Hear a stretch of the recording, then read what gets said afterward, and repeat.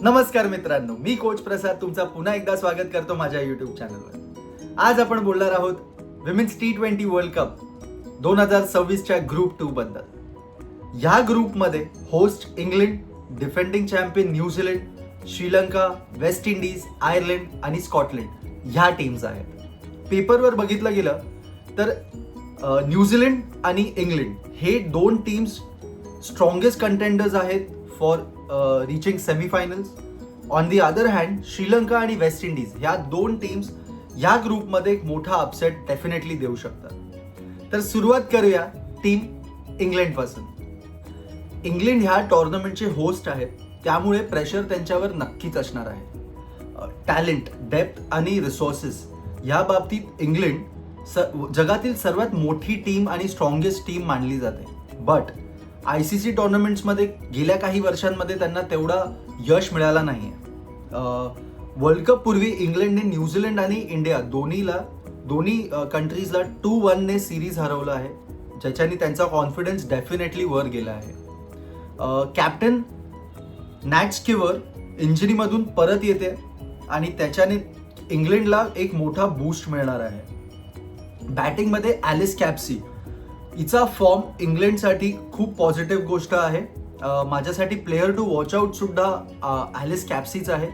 तिने न्यूझीलंड विरुद्ध 74 not out केले होते, इंडिया विरुद्ध 82 रन्स केले होते आणि ज्या प्रकाराने तिने बॅटिंग केली होती, जी अग्रेसिव्ह बॅटिंग तिने दाखवली या दोन्ही टीम्सच्या अगेन्स्ट या सिरीजमध्ये, तर ह्याने तिने हे दाखवून दिलं आहे की ती इंग्लंडची फ्युचर सुपरस्टार असणार आहे. प्रिडिक्शनसाठी माझ्यासाठी इंग्लंड सेमीफायनल्समध्ये नक्कीच पोहोचणार आहे. तर आता बोलूया टीम आयर्लंड बद्दल. 2024चा T20 मिस केल्यानंतर स्टायलिश पद्धतीने क्वालिफाय करून त्यांचा आत्मविश्वास डेफिनेटली वाढला आहे. वेस्ट इंडिज विरुद्ध एक विजय मिळाला होता, पाकिस्तान विरुद्ध ट्राय सिरीजमध्ये विजय, त्याच्याने त्यांचा कॉन्फिडन्स डेफिनेटली वाढला आहे. आणि कॅप्टन गेबी लुईसच्या नेतृत्वाखाली ही यंग टीम नक्कीच कॉन्फिडंट येणार आहे या वर्ल्ड कपमध्ये. इंग्लिश कंडिशन्स त्यांच्या होम कंडिशन सारखे असल्यामुळे त्यांच्यासाठी एक पॉझिटिव्ह गोष्ट आहे ही. या टीममध्ये प्लेअर टू वॉच आउट आहे ऑर्ला प्रेंडिक्स्ट. तिने 2025 मध्ये 653 रन्स केलेत आणि 20 विकेट सुद्धा घेतले आहेत. म्हणजे दोन्ही डिपार्टमेंटमध्ये तिने आपला स्वतःला प्रूव्ह केलं आहे आणि ती आयर्लंडसाठी डेफिनेटली एक असेट असणार आहे. वळूया प्रेडिक्शनकडे. मला असं वाटतं की आयर्लंड मध्ये क्षमता आहे की ती या ग्रुप स्टेजमध्ये डेफिनेटली कुठली एक मोठ्या टीमला अपसेट देणार आहे. But having said that semi-finals पर्यंतची पोहोचण्याची त्यांची क्षमता मला कमी वाटते, म्हणून मला असं वाटतं की ग्रुप स्टेज एक्झिट ते आयर्लंडसाठी होऊ शकते. तर आता येऊया डिफेंडिंग चॅम्पियन्स न्यूझीलंडकडे. 2024 मध्ये फॉर्म चांगला नसताना सुद्धा न्यूझीलंडनी 24ची T20 वर्ल्ड कप ट्रॉफी जिंकली होती आणि सरप्राईज केलं होतं आपल्या सगळ्यांना. बट आता गोष्ट उलट आहे. आता टीम चांगल्या फॉर्ममध्ये एंट्री घेते आहे या टुर्नामेंटमध्ये. सोफी डिवाइन, सुझी बेट्स यांच्यासाठी हा कदाचित शेवटचा मोठा ICC टुर्नामेंट असू शकते. म्हणून मला असं वाटतं की न्यूझीलंडची टीम त्यांना फेअरवेल देत ही ट्रॉफी जिंकण्याचा पूर्ण प्रयत्न करणार आहेत. माझ्यासाठी player to watch out for is मेलिकेर फक्त स्टार प्लेअर नाही तर आता न्यूझीलंडची कॅप्टन सुद्धा आहे. 2024 मध्ये तिने बॅटिंग आणि बॉलिंग दोन्ही डिपार्टमेंट्समध्ये दाखवून दिलं की ती स्टार प्लेअर आहे आणि प्लेअर ऑफ द टुर्नामेंट सुद्धा राहिली आणि त्याचबरोबर ती प्लेअर ऑफ द मॅच सुद्धा होती फायनल्समध्ये. तर माझा प्रेडिक्शन न्यूझीलंडसाठी असा आहे की मला वाटतं they will definitely be one of the contenders for the finalists. तर बघूया काय होतं टीम न्यूझीलंड सोबत. तर आता बोलूया स्कॉटलंड बद्दल. स्कॉटलंड सलग दुसऱ्यांदा T20 वर्ल्ड कप खेळते आहे. क्वालिफिकेशनमध्ये USA सारख्या टीमला त्यांनी मागे टाकून स्पॉट सिक्युअर केला. जेव्हा ते ट्राय सिरीज खेळले होते बांगलादेश आणि नेदरलँड्स विरुद्ध, तिथे सुद्धा चांगला परफॉर्मन्स दिसला होता. पण मोठ्या टीम्स विरुद्ध सतत खेळण्याची संधी त्यांना कमी मिळाली आहे. हा त्यांच्यासाठी एक मोठा चॅलेंज असू शकतो. प्लेअर टू वॉच आउट माझ्यासाठी आहे कर्स्टी गॉर्डन. ही लेफ्ट आर्म स्पिनर आहे स्कॉटलंडची आणि ही खूप महत्त्वाची भूमिका बजावणार आहे या टुर्नामेंटमध्ये फॉर स्कॉटलंड. मिडल ओव्हर्समध्ये जर तिने चांगला स्पेल टाकला तर डेफिनेटली स्कॉटलंडला चान्स आहे to at least win 1 or 2 games. But प्रेडिक्शनमध्ये मला असं वाटतं ग्रुप स्टेज एक्झिट होईल.